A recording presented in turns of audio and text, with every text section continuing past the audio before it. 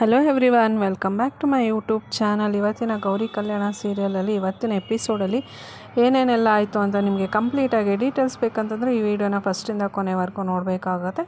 So ಹಾಗೆ ನನ್ನ ಚಾನಲ್ನ ಸಬ್ಸ್ಕ್ರೈಬ್ ಮಾಡ್ಕೊಳ್ಳಿ. ಹಾಗೆ ವಿಡಿಯೋ ಆ ಥರ ಇತ್ತು ಅಂತ ಕೂಡ ಕಮೆಂಟ್ ಮಾಡಿ ತಿಳಿಸಿ. ಆಲ್ರೆಡಿ ಹಳೆ ಎಪಿಸೋಡಲ್ಲಿ ನಾನು ಹೇಳಿದೆ, ಹಿಂದಿನ ಎಪಿಸೋಡಲ್ಲಿ ಮೋನಿಕಾ ಹನಿಕೇತ್ಗೆ ಕೊಡಬೇಕು ಅಂತ ಹಾಲಲ್ಲಿ ಏನೋ ಮಿಕ್ಸ್ ಮಾಡಿ ಮತ್ತು ಬರೋ ಅಂಥದ್ದು ಮಿಕ್ಸ್ ಮಾಡಿ ಇಟ್ಟಿರ್ತಾಳೆ. ಸೊ ಅದು ಬೈ ಮಿಸ್ಟೇಕಾಗಿ ಗೌರಿ ವಿವೇಕ್ಗೆ ಕೊಟ್ಬಿಡ್ತಾಳೆ.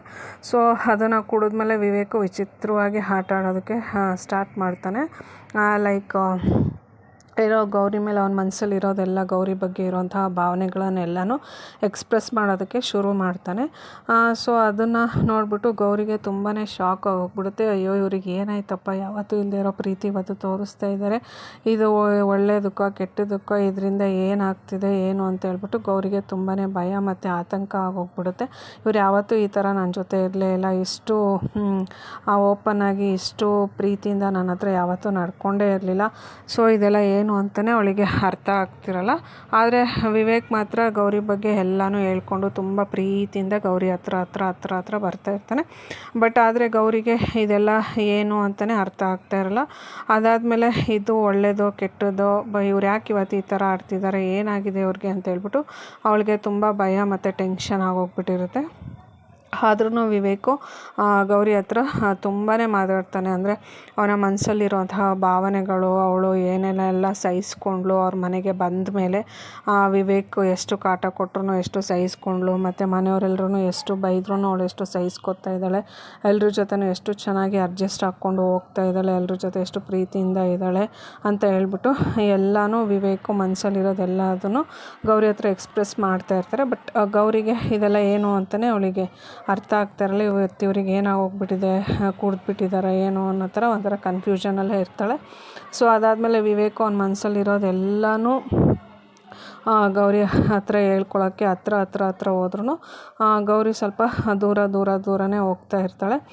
ಸೊ ಅದಾದಮೇಲೆ ವಿವೇಕು ಗೌರಿ ಹತ್ರ ಫುಲ್ಲು ಹತ್ರ ಹೋಗಿ ಪುಣ್ಯವತಿ ಅಂತ ಹೇಳೋಕ್ಕೆ ಅಂತ ಹೇಳ್ಬಿಟ್ಟು ಅವಳ ಬಗ್ಗೆ ಇನ್ನೂ ಸ್ವಲ್ಪ ಹೊಗಳೋದಕ್ಕೆ, ಮತ್ತು ಅವರಿಬ್ಬರು ನಡುವೆ ಏನೆಲ್ಲ ಇತ್ತು, ವಿವೇಕ್ ಮನಸ್ಸಲ್ಲಿ ಏನಿದೆ ಅಂತ ಎಲ್ಲನೂ ಹೇಳೋದಕ್ಕೆ ಇನ್ನೂ ತುಂಬ ಹತ್ರ ಹೋಗ್ತಾನೆ. ಸೊ ಆ ಟೈಮಲ್ಲಿ ಅವನಿಗೆ ತಲೆ ಸುತ್ತು ಬಂದು ಹಂಗೆ ಗೌರಿ ತೊಡೆ ಮೇಲೆ ಮಲ್ಕೊಬಿಡ್ತಾನೆ. ಸೊ ಅದನ್ನು ವಿವೇಕು ಗೌರಿ ತೊಡೆ ಮೇಲೆ ಮಲ್ಕೊಂಡಿರೋದು ನೋಡ್ಬಿಟ್ಟು ಗೌರಿಗೆ ಶಾಕ್ ಆಗೋಗ್ಬಿಡುತ್ತೆ.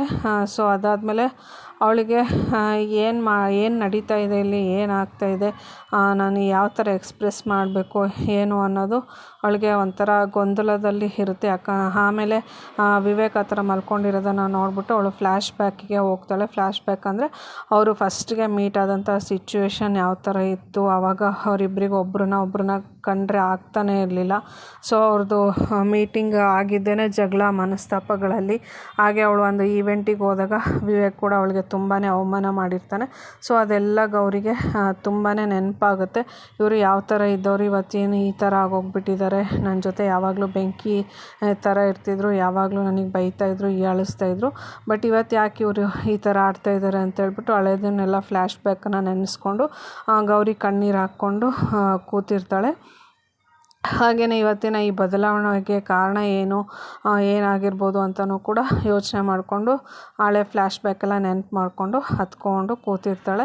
ಸೊ ಆದರೂ ಕೂಡ ವಿವೇಕು ಏನು ಗೊತ್ತಿಲ್ಲದೆ ಇರೋ ಥರ ಮುಗ್ಧ ಮಗುವಿನ ಥರ ಗೌರಿ ತೊಡೆ ಮೇಲೆ ಮಲ್ಕೊಂಡು ಆರಾಮಾಗಿ ರೆಸ್ಟ್ ಮಾಡ್ತಾ ಇರ್ತಾನೆ. ಸೊ ಮುಂದಿನ ಎಪಿಸೋಡಲ್ಲಿ ಏನೇನೆಲ್ಲ ಆಗುತ್ತೆ ಅಂತ ಹೇಳ್ಬಿಟ್ಟು ನಾನು ಮುಂದಿನ ಎಪಿಸೋಡಲ್ಲಿ ತಿಳಿಸ್ತೀನಿ. Thank you all. See you in the next blog. ಧನ್ಯವಾದಗಳು.